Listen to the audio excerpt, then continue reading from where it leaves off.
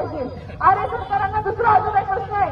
मराठा कुणबी समाजाला ओबीसी मध्ये आरक्षण, हैदराबाद प्रोजेक्टमधून त्यांना आरक्षण मिळालं ना, मग आम्हाला का नाही? आमचे 1950च्या पूर्वीचे पुरावे आहेत आमच्याकडे.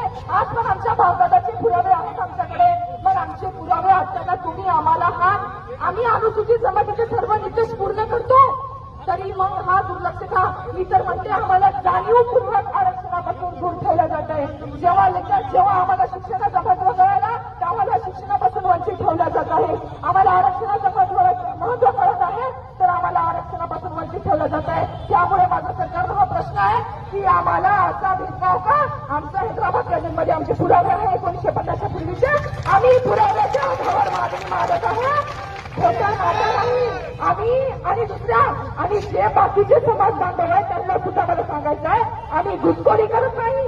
आम्ही कोणाचं आरक्षण कोणाच्या ताटातलं मागत नाही, कोणाचं खरकट सुद्धा मागत नाही. कारण बंजारा समाज एवढा पडला तर नाही कोणाच्या ताटातलं खरकट मागेल. त्यामुळे हे आमच्या हक्काचं आहे. हा माझा जन्मसिद्ध आमचा जन्मसिद्ध हक्क आहे आणि सरकारला हे आमची मागणी पूर्ण करावी लागेल. कारण आणि याच गोष्ट सरकारने सुद्धा ध्यानात ठेवा. एक गोष्ट सांगू, हा सरकार कान असून बहिऱ्यासारखं वागतो, डोळे असून आंधळ्यासारखं वागतो.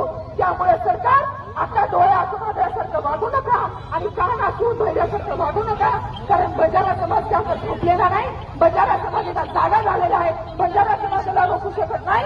आम्ही शांततापूर्वक तुम्हाला मागणी मागत आहोत. शांततापूर्वक आम्ही तुम्हाला मागणी मागत आहोत. आमची मागणी पूर्ण करा.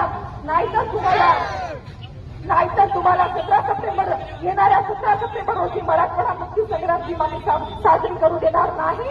आणि ज्या दिवशी पूर्ण प्रत्येक तालुक्यात प्रत्येक जिल्ह्यात आम्ही जाहीर निषेध दाखवू. आम्ही तुम्हाला काळा झेंडा दाखवू आणि मराठवाडा मुक्ती संग्राम दिन हा काळा दिन म्हणून आम्ही घोषित करू. त्यामुळे सरकारला मागणी आहे, हम बंजारा है, अगर प्यार से मांग लो तो जान भी अजीर है, वरना तलवार से इतिहास सीखना हमारी परंपरा है.